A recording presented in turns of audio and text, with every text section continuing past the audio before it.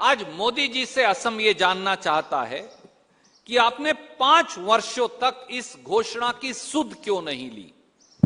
आज 5 वर्षों बाद चूंकि असम में चुनाव है तो आप माजुली से जोरहाट तक उसको जोड़ने के लिए 925 करोड़ रुपए के पुल निर्माण के भूमि पूजन की रस्म अदायगी का नया झूठ क्यों बोल रहे हैं। 2016 से 21 तक क्या किया।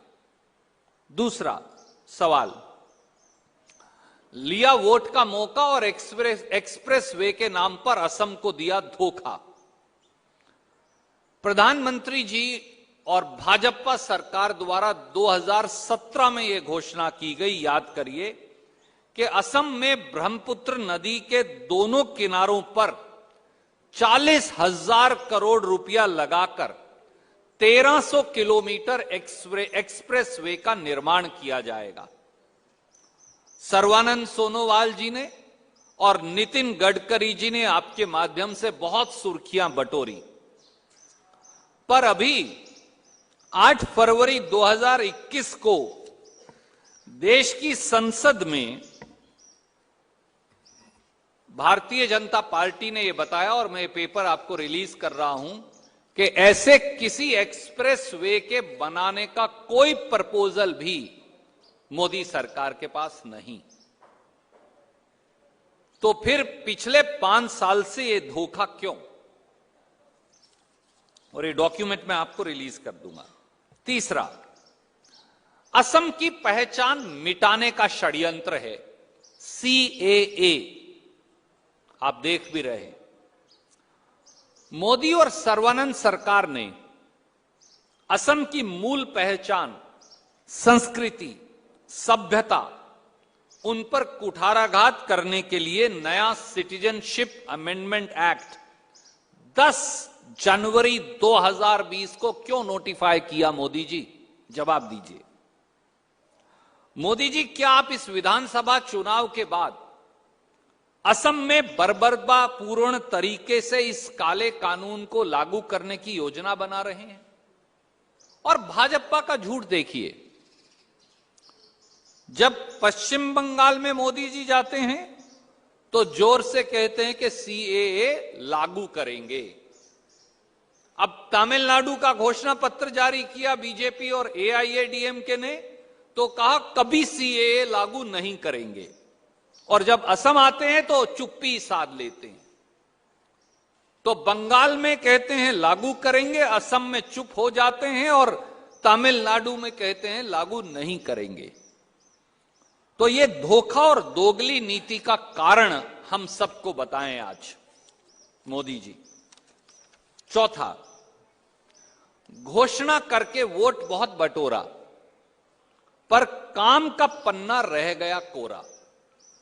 और मैं आपके लिए 20 प्रोजेक्ट्स की एक लिस्ट लाया हूं जो आपको रिलीज कर रहा हूं। मोदी और सर्बानंद सरकार ने 10,860 करोड़ रुपया के कामों की घोषणा कर खूब वोट बटोरे, मगर अपना उल्लू सीधा कर असम के विकास को रद्दी की टोकरी में फेंक दिया।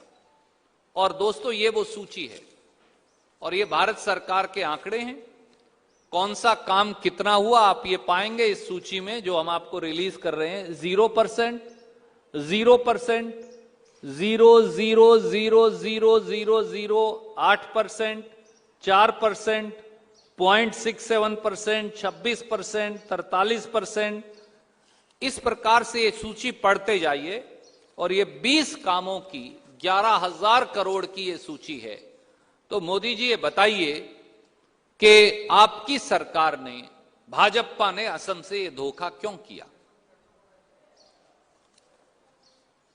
पांचवां सवाल, कुशासन ही बना भाजपाई शासन और पिछड़ेपन में असम को धकेला, यही है भारतीय जनता पार्टी की झूठ का मेला।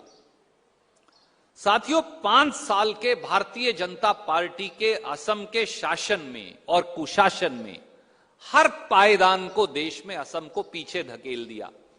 और ये मिनिस्ट्री ऑफ स्टैटिस्टिक्स और प्रोग्राम इंप्लीमेंटेशन भारत सरकार के मैं आपको 3 आंकड़े जारी कर रहा हूं केवल, ये हमारे नहीं है, ये मोदी सरकार के खुद के हैं। पहला है स्टेट जीडीपी। जब हमने सरकार छोड़ी तो स्टेट जीडीपी की दर थी 15.67%। 5 साल में सर्बानंद सोनोवाल और हेमंता बिस्वा शर्मा के कुशासन के बाद अब स्टेट जीडीपी है 6.3%, यानी 100, 120, 125% गिर गई बढ़ने की बजाय। ये मैं नहीं कह रहा, ये मोदी सरकार का आंकड़ा है 5 साल के बाद। दूसरा है, भारत सरकार रैंक करती है कि कौन सा स्टेट सबसे अच्छा है। उन सारे स्टेट्स की रैंकिंग में जब कांग्रेस ने शासन छोड़ा 2015-16 में, तो देश में सबसे ऊपर से हम दूसरे नंबर पे थे, यानी लगभग देश में सबसे ऊपर थे। अब मोदी सरकार ने बताया कि 19-20 में हम दूसरे नंबर से गिरकर 20वें पायदान पर हो गए। सर्बानंद सोनोवाल की करामात देखिए। तीसरा है पर कैपिटा इनकम, यानी प्रति व्यक्ति आय क्या है। प्रति व्यक्ति आय की प्रतिशत में 2015-16 में यह 13% सालाना बढ़ती थी। 13% हर साल बढ़ती थी जब हमने सरकार छोड़ी। 5 साल के बाद मोदी सरकार ने खुद बताया कि यह 3.4% हो गई है, यानी 10% प्रति व्यक्ति आय असम के लोगों की गिर गई। ये हम नहीं कह रहे, ये मोदी की सरकार कह रही है। और चौथा है rank among states and union territory, यह भी 3 से 26 हो गई है। तो सवाल बड़ा सीधा है, असम को कुशासन के अंधेरे में धकेलने का जवाब आज मोदी जी देकर जाएं, हमारा यह सवाल उनसे। नंबर 6, लगाई बेटी बचाने की झूठी गुहार और फैलाया उनके जीवन में अंधकार। मोदी जी और असम के मुख्यमंत्री सोनोवाल जी बेटियों को बढ़ाने और पढ़ाने के नाम पर असम में जैसे जैसे झूठ परोसते गए, वैसे वैसे असम की बेटियों की जिंदगी अंधकारमय होती गई। और ये मैं नहीं कह रहा, ये भी मोदी सरकार कह रही है। समूचे देश में, पूरे हिंदुस्तान में भारतीय जनता पार्टी ने असम को महिलाओं के लिए सर्वाधिक असुरक्षित प्रांत बना दिया है। It is the most unsafe state for women in India. पिछले 3 सालों में अकेले असम में 81,000 महिलाएं अपराधों की शिकार हुई। यह सरकार का आंकड़ा है। और पूरे देश में अगर महिला अपराध दर आप देखें, यह कागज भी मैं आपको रिलीज कर रहा हूं, ये हमारा कागज नहीं है, ये भारत सरकार का है, ये भारत सरकार ने रिलीज किया है। तो पूरे देश में महिला अपराध दर अगर आप देखें तो पूरे देश की औसत है 64 और 62, और असम की औसत है 177.8 या 178। तो पूरे देश में सबसे अधिक महिला अपराध दर अब असम में है, यह मोदी सरकार ने बताया है। और यही नहीं साथियों,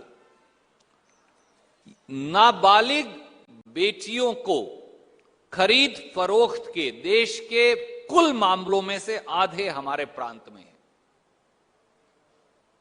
तो असम में महिला असुरक्षा और अपराध की दर का जवाब आज मोदी जी देकर जाएं।